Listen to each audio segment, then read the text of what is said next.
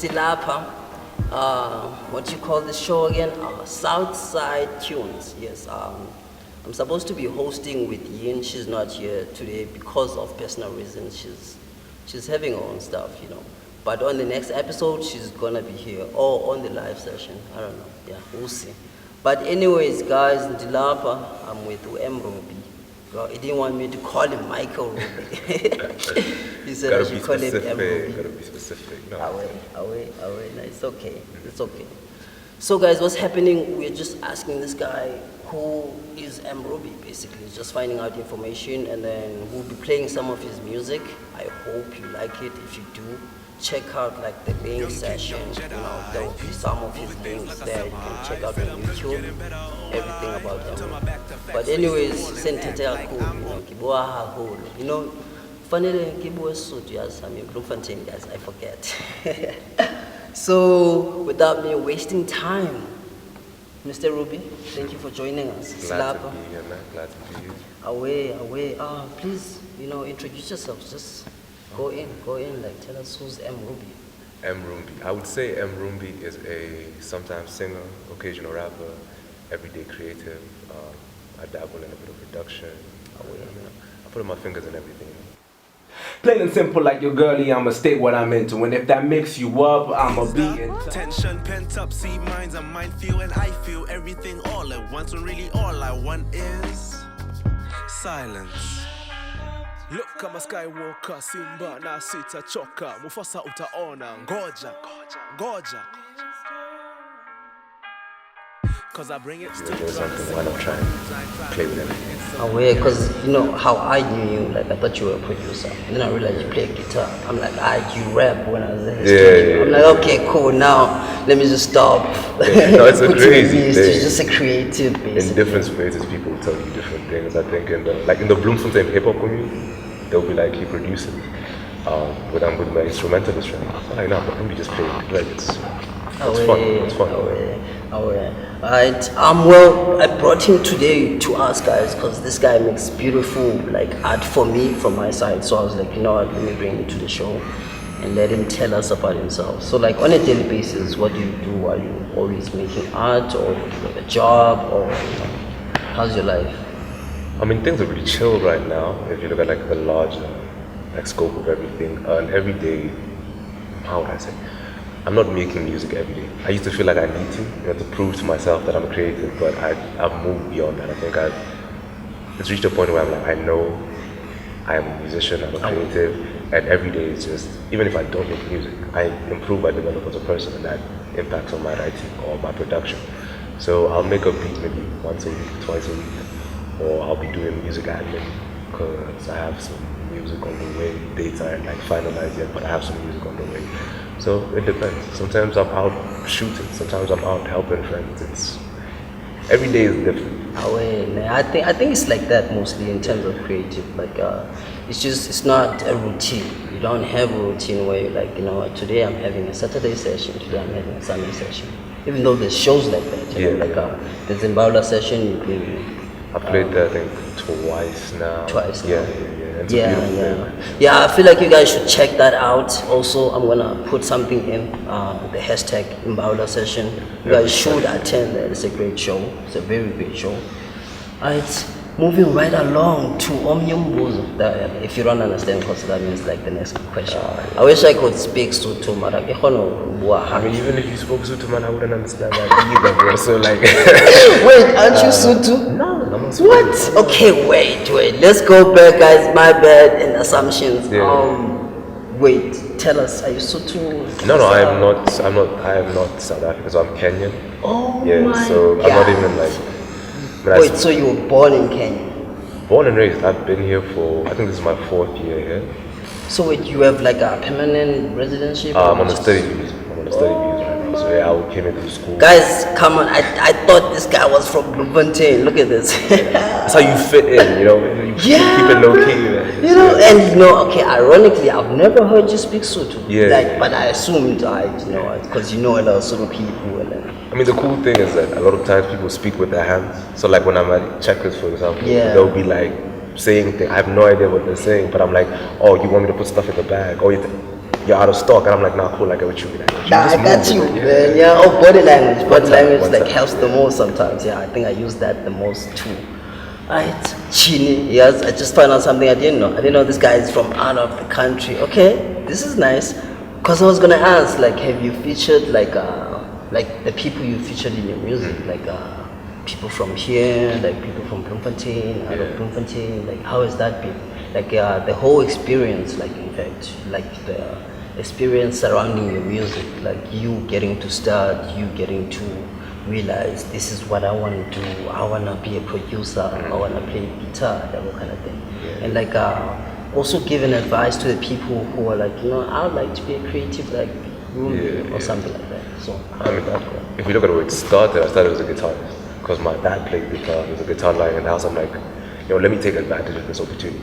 So he taught me. I found out I loved it. I just started running with it. And I remember, I think it was around 2012, so I was still in high school. And then sometime in varsity, I heard, now varsity back home, I heard this album by Jordan Rakai called Cloak. And I heard Beat Tape 1 by Tom Mish. Maybe it was Beat Tape 1 or Beat Tape 2, but I was like, okay, I know what I want to do. I want to produce this type of music. Because at that time I was just like, I was writing songs when I was playing guitar and I was happy. So it's just been a gradual growth thing from then. When I came to South Africa, now Bloemfontein, because that's really where I haven't been. Like, I landed in Joburg. I was in Joburg for like an hour. And then you were just straight to Bloem. Free state. Yeah, I'm a Bloem baby. That's what I tell people. I'm like, I haven't been. I have heard of places like I know there's Kroonstad, there's Velcro, but I've never been to those places. Bruh, I should have taken you to this other show I have in Eastern Cape because there's this other artist from Bloemfontein, like I think. Yeah, I've met her. So I took it to Eastern Cape, you know, because I have a show there. I should, like, bruh, I didn't know. Nah, I think we're gonna have another one. So definitely. So how's the journey been? You know, like. It's been. I mean, I think whenever you choose to do something that is not a standard career, you really expect a lot of ups and downs, and there's gonna be a lot of times where you really want to quit. And that's something I felt myself.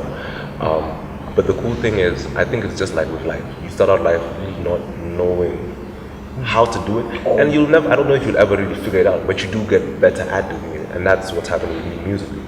I have a beautiful team I work with, I have beautiful artists I collaborate with. It's the process has become so much less stressful that it makes you look back at those former years and like, you know, it was worth it. Like, it was worth it, like everything that I went through, like, it helped, it's built me to the artist I've become. And for anyone who's trying to get into it, I think the biggest thing is start. People understand growth. If you look at your small artists who you started following, we love seeing them grow. Like, oh, yo, I knew this dude. Like, is yo, he was. You see what I mean? That's very you should then aim to be that person. Just find what you have, start with that. Because if you start, that means you're growing. If you haven't started, then it's still an idea. Right? But as soon as you start, that's like the beginning of your growth. And yo, freaking grow, man. The sky's the fucking limit. Reach for it, man. And I think, like, you know, people witnessing your growth, they get to like sort of get inspired, you know, by your own story. And I think in art, the most like essential substance that you have is telling your story, because there's nothing that makes you more unique than being you. That's what I tell artists. I tell them all the time, like, you compare yourself to other people, but you're not other people. You're yourself, and that's what makes your music your music. So like, own it. Be you in your music.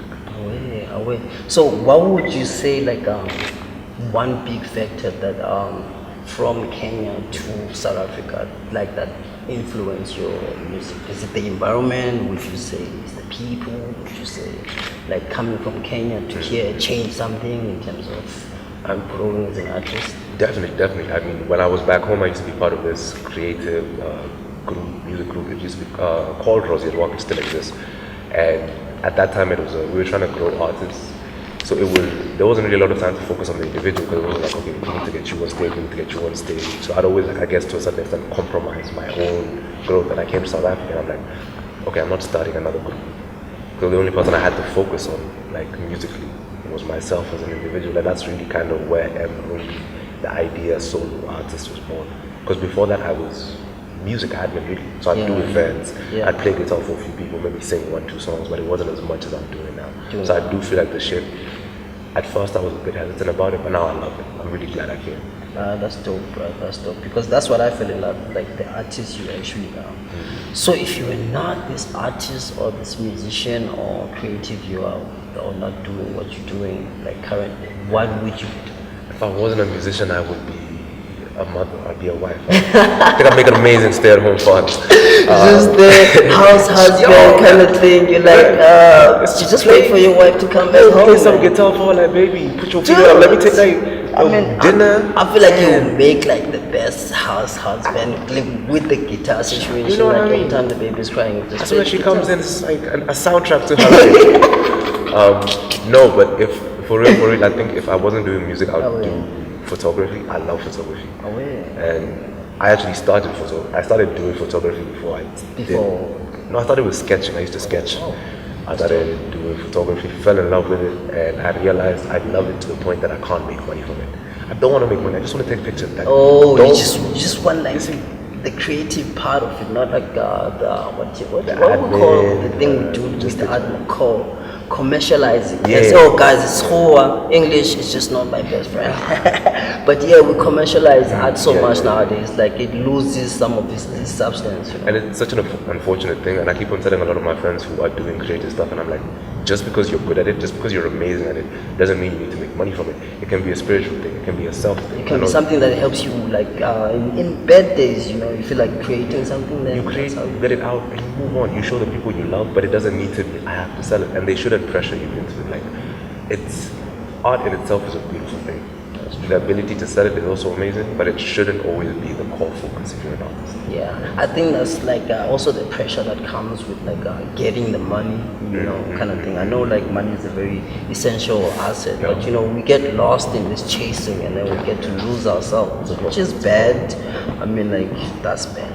So anyways, where do you draw your inspiration? I mean, like when you're like, you know what, let me make that beat, you know what, let me make that song, you know what, where do you get that? I think with hip hop, that's a crazy thing because there's so many different things I do. I think when we're talking like hip hop, just beats and production, it's probably whatever I'm listening to. I know, like for example, when I was listening to a lot of Tyler, Flower Boy, I had a lot of synthesizers going on. If you hear me sampling, just know I'm going to do a lot of moves. I couldn't simply shock cause I wouldn't should have come up on a sudden. So the question is, will I make it? Either way, trust I'ma fake it. My smoke and mirrors have you shaking, taking over from my page, my face. By the way, your hands up, but when it does, we should need me yaka kutoka hapa or never. Ever be a fever, hot, baptized by fire. Now you a believer, so not really a liar. Ni unabi, ushaskiza.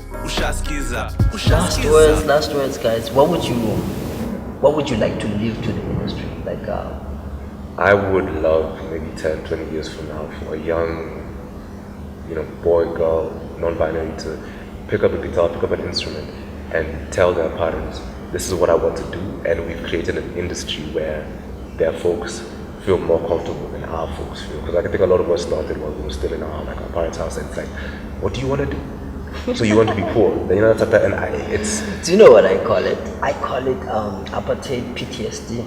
We're suffering for like we have the PTSD of apartheid. Oh, definitely. I mean that type of trauma doesn't just go. People say 25 years. It's passed on. We don't get into politics, but like these type of things healing takes a lot of time. Takes a lot of time. 100 years, With people, we allow them to heal for like the rest of their lives. I don't know why we shouldn't feel comfortable applying that to a generation. If it's this number of people who have been hurt, they're gonna raise children with that hurt, and then so we need to. So we're unlearning takes time. Our kids, their kids, that's why it's like community. Community is key. Yeah, exactly what we're trying to build. But anyways, thank you for coming to Southside Tunes, guys. Tune in, listen to Rumbi stuff. Please follow the link. Follow him on Twitter _Rumbi. Rumbi anywhere, Instagram, Facebook. But anyways, thank you, man. Thank you for having me. It's a pleasure. I love what you're doing, bro. Love what you